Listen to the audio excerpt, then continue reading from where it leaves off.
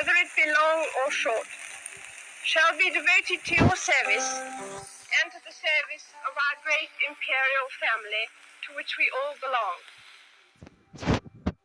In a way, I didn't have an apprenticeship. My father died much too young, and so it was all a very sudden kind of taking on and making the best job you can.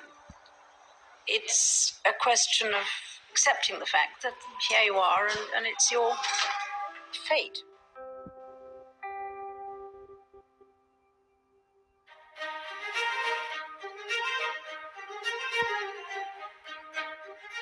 And what a genuinely warm welcome she got everywhere she went. 1,000-mile round-the-world tour to the far-flung domains of the Commonwealth, the first made by a reigning monarch. Germany's warm welcome to Her Majesty and Prince Philip, the first visit by a British monarch for over 50 years. Another royal tour, this time to Ghana. A lightning visit to northern France.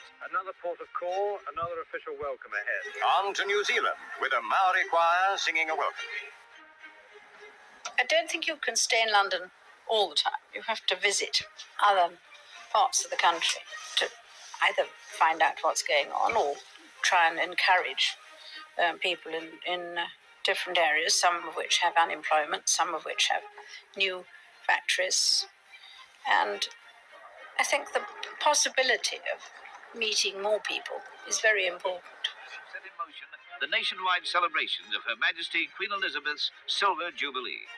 25 eventful and glorious years.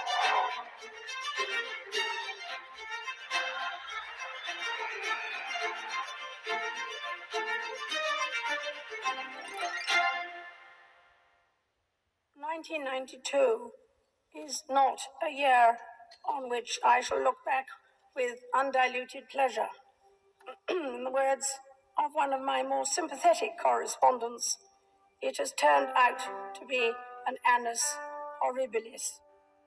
3 of her married children all having marital difficulties in the space of a matter of months, and then a fire in Windsor Castle, somehow almost suggesting a kind of divine justice being meted out on the House of Windsor, quite literally the House of Windsor. I sometimes wonder how future generations will judge the events of this tumultuous year. There can be no doubt, of course, that criticism is good for people and institutions that are part of public life. No institution, city, monarchy, whatever, should expect to be free from the scrutiny of those who give it their loyalty and support, not to mention those who don't. But we are all part of the same fabric of our national society, and that scrutiny by one part of another can be just as effective if it is made with a touch of gentleness, good humour, and understanding. This is BBC Television from London. Diana, Princess of Wales, has died after a car crash in Paris. The French government announced her death just before 5 o'clock this morning. In a statement, Buckingham Palace said, "The Queen and the Prince of Wales are deeply shocked and distressed by this terrible news. Normal programmes have been suspended while we bring you the latest news and reaction." Diana, Princess of Wales, has died. Now we go live to Buckingham Palace for a tribute from Her Majesty the Queen. What I say to you now, as your Queen and as a grandmother, I say from my heart. First, I want to pay tribute to Diana myself. She was an exceptional and gifted human being. In good times and bad, she never lost her capacity to smile and laugh, nor to inspire others with her warmth and kindness. Queen and Duke of Edinburgh coming out now. The Golden Jubilee coincided with another difficult year for the Queen, because in 2002, both the Queen Mother and Princess Margaret died, so it was a difficult time in many ways for her. Change has become a constant. Managing it has become an expanding discipline.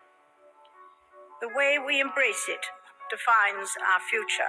Well, just days after giving what has been described as a car crash interview on television, Prince Andrew on Wednesday, in a statement, said that he would be stepping down from royal duties for the foreseeable future. Tonight, Oprah's interview with the Duke and Duchess of Sussex. Accusations of racism at the heart of the royal family could represent an existential threat for this ancient institution. A statement was released on behalf of the Queen. The issues raised, particularly that of race, are concerning.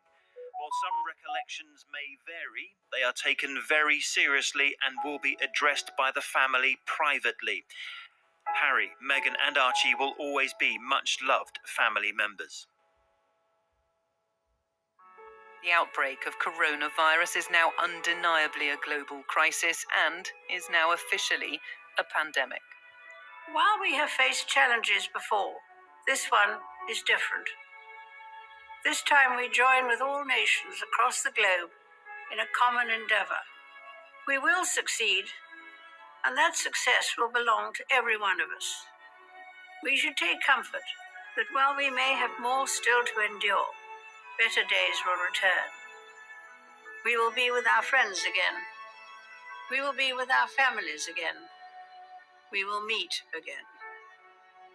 It is with deep sorrow that Her Majesty the Queen has announced the death of her beloved husband, His Royal Highness, the Prince Philip, Duke of Edinburgh.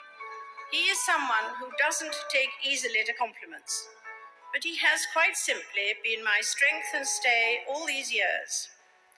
And I and his whole family, and this and many other countries, owe him a debt greater than he would ever claim, or we shall ever know.